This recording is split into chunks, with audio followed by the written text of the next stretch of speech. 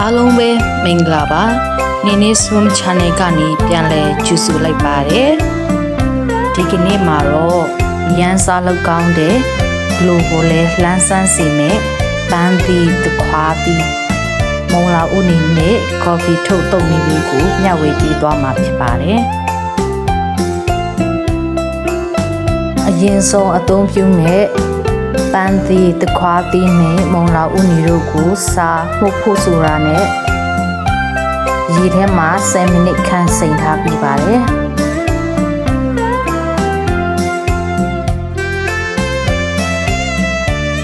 အသီးတွေကိုစူရာရင်းနဲ့စိမ်ပြီးတဲ့အခါမှာ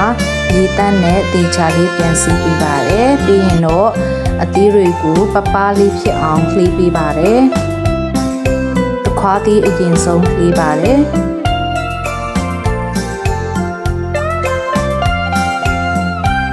ပန်းသီးလည်းလှေးပါတယ်ပန်းသီးတစ်လုံးခွားသီးတစ်လုံးအသုံးပြုပါတယ်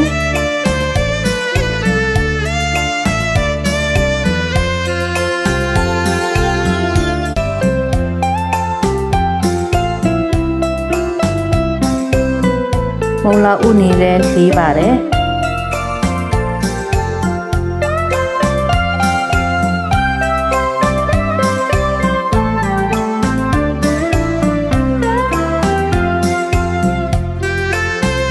ကော်ဖီထုတ်လဲနည်းနည်းအသုံးပြုပါတယ်နန်းနန်းပင်အနည်းငယ်အသုံးပြုပါတယ်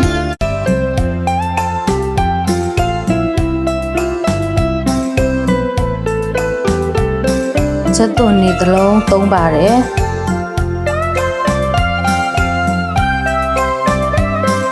ချက်သွန်ဖြူ2မွှာလောက်အသုံးပြုပါတယ်ဂျင်းလည်းအနည်းငယ်သုံးပါတယ်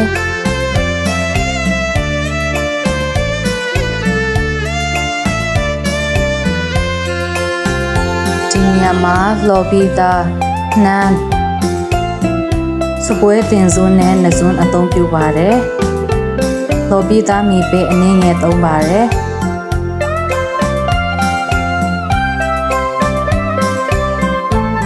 ပဲငံပြရေးစပွဲတင်စွန်းတစွန်းပန်းသီးရှလကာရေးတစွန်းနဲ့နန်းစီတစွန်းလည်းအသုံးပြုပါတယ်ဒီနေရာမှာနန်းစီအစားတာနွင်စီလည်းအသုံးပြုလို့ရပါတယ်ပြားရည်ကိုတော့စပွဲတင်စွန်းရဲ့တဝက်အသုံးပြုပါတယ်အချူအရတာတို့ပါငရုတ်ကောင်းမှုအနည်းငယ်ခုနထောင်းထားတဲ့နှမ်းလော်နဲ့မီပဲလော်ကိုလည်းထည့်ပြီးပါတယ်အားလုံးသမသွားအောင်တီချာလေးနယ်ပြီးပါတယ်